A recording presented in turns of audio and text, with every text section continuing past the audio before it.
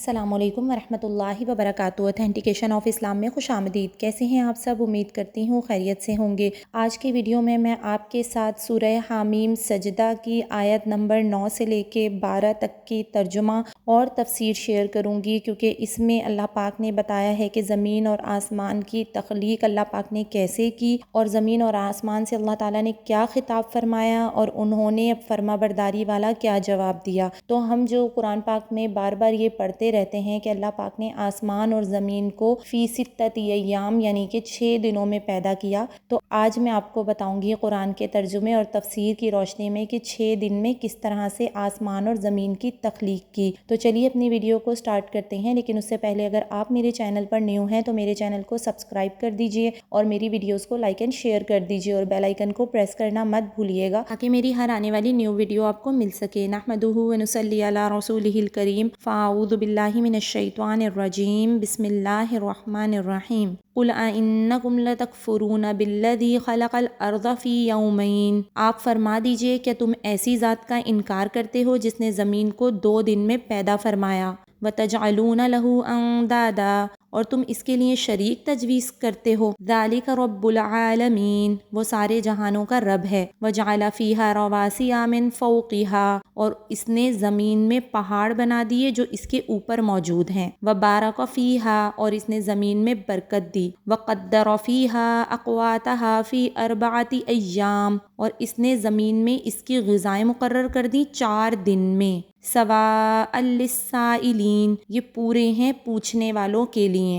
ثم استوى إلى السماء وهي دخان، پھر اس نے آسمان کی طرف توجہ فرمائی اس حال میں کہ وہ دھواں تھا۔ فقال لها وللأرض ائتيا طوعا أو كرها، سو اس نے آسمان اور زمین سے فرمایا کہ تم دونوں خوشی سے آؤ یا زبردستی سے۔ قالتا اتینا طائعین، دونوں نے عرض کیا کہ ہم خوشی کے ساتھ حاضر ہیں۔ فقضاهن 7 سماوات فی یومین، سو اس نے 2 دن میں 7 آسمان بنا دیے۔ وَأَوْحَى فِي كُلِّ سَمَاءٍ أَمْرَهَا، اور اس کے مناسب حکم بھیج دیا۔ وَزَيَّنَّا السَّمَاءَ الدُّنْيَا بِمَصَابِيحَ، اور ہم نے قریب والے آسمان کو ستاروں سے زینت دے دی۔ وَحِفْظًا، اور حفاظت کی چیز بنا دی۔ ذَلِكَ تَقْدِيرُ الْعَزِيزِ الْعَلِيمِ، یہ تقدیر ہے عزیز کی علیم کی۔ تو میں نے سورہ حامیم سجدہ کی آیت نمبر 9 سے 12 تک کا ترجمہ آپ کے ساتھ شیئر کیا۔ اب تفسیر کی طرف چلتے ہیں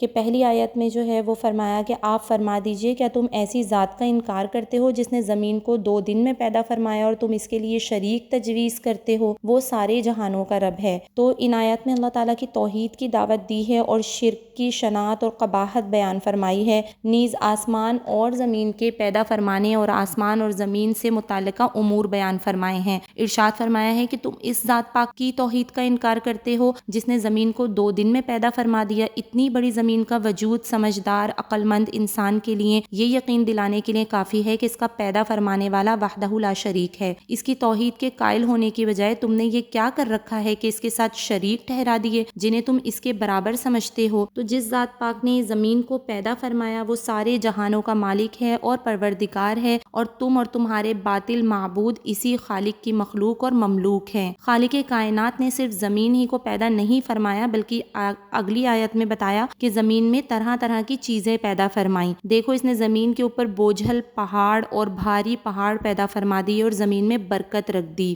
یعنی اللہ تعالیٰ نے زمین میں خیر و برکت رکھ دی وہ اس طرح سے کہ اس میں طرح طرح کے نباتات اور حیوانات پیدا فرما دیے، جاندار چیزوں میں انسان بھی ہیں۔ زمین میں غذائیں بھی رکھ دی جو انسانوں اور حیوانوں کے کام آتی ہیں، یہ غذائیں زمین سے نکلتی ہیں۔ نیز اللہ تعالیٰ نے طرح طرح کے پھل، میوے، سبزیاں اور کھانے کی چیزیں پیدا فرمائیں اور پہلے سے تجویز فرما دیا کہ کتنی کتنی چیزیں پیدا ہوں گی اور کہاں کہاں کس کس علاقے میں پائی جائیں گی اور کس کے حصے میں کتنی خوراک آئے گی۔ پھر آگے فرمایا کہ فی 4 ایام، اگلی آیت میں آتا ہے کہ اللہ نے یہ سارا کام 4 دنوں میں کیا۔ تو یہ مذکورہ کام 4 دن میں ہوئے، یعنی 2 دن میں زمین پیدا فرمائی اور 2 دن میں پہاڑوں کی پیدائش فرمائی اور برکت رکھ دی اس کے اندر اندر اور روزیوں کا مقرر فرمانا ہوا۔ دیگر آیت میں آسمانوں اور زمین اور ان کے درمیان چیزوں کی تخلیق 6 دن میں بتائی ہے، اس لیے مفسرین کرام نے مذکورہ بالا تفسیر کو اختیار کیا ہے کہ 2 دن زمین کے پیدا فرمانے کے اور 2 دن دوسری چیزوں کے اور 2 دن آسمانوں کی تخلیق کے، جن کا ذکر ابھی آ رہا ہے انشاءاللہ۔ تو فرمایا کہ پھر اگلی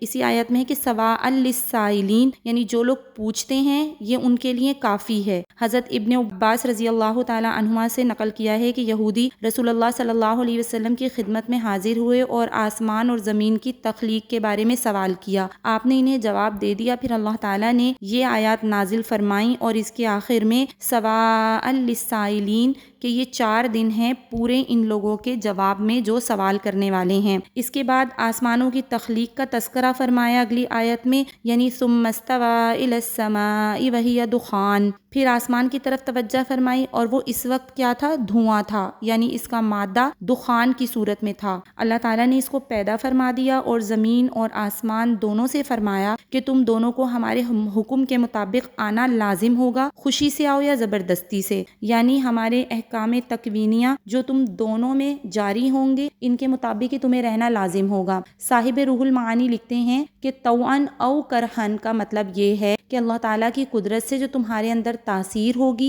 اسی کے مطابق ہوگا، تم اس کے خلاف نہیں کر سکتے، اور یہ مقصد نہیں ہے کہ انہیں ماننے نہ ماننے کا اختیار دے دیا۔ پھر آگے فرمایا قالتا اتینا طائعین، یعنی آسمان اور زمین دونوں نے عرض کیا کہ ہم خوشی کے ساتھ فرما برداری کے لیے حاضر ہیں۔ فقضاہن 7 سماوات فی یومین، سو اللہ تعالیٰ نے 2 دن میں 7 آسمان بنا دیے۔ وأوحى فی کل سماء امرها، اور ہر آسمان میں اس کے مناسب اپنا حکم بھیج دیا، یعنی جن فرشتوں سے جو کام لینا تھا وہ ان کو بتا دیا۔ پھر آگے آتا ہے کہ وَزَيَّنَّا السَّمَاءَ الدُّنْيَا بِمَصَابِيحَ وَحِفْظًا، اور ہم نے قریب والے آسمان کو ستاروں سے زینت دی اور ان ستاروں کو حفاظت کا ذریعہ بنایا، یعنی شیاطین اوپر کی باتیں سننے کے لیے اوپر جاتے ہیں تو یہ ستارے انہیں مارتے ہیں، جیسا کہ سورہ ملک کی آیت وَلَقَدْ زَيَّنَّا السَّمَاءَ الدُّنْيَا بِمَصَابِيحَ وَجَعَلْنَاهَا رُجُومًا لِلشَّيَاطِينِ میں بیان فرمایا۔ آگے آیت میں اللہ پاک فرماتے ہیں کہ ذالک تقدیر العزیز العلیم،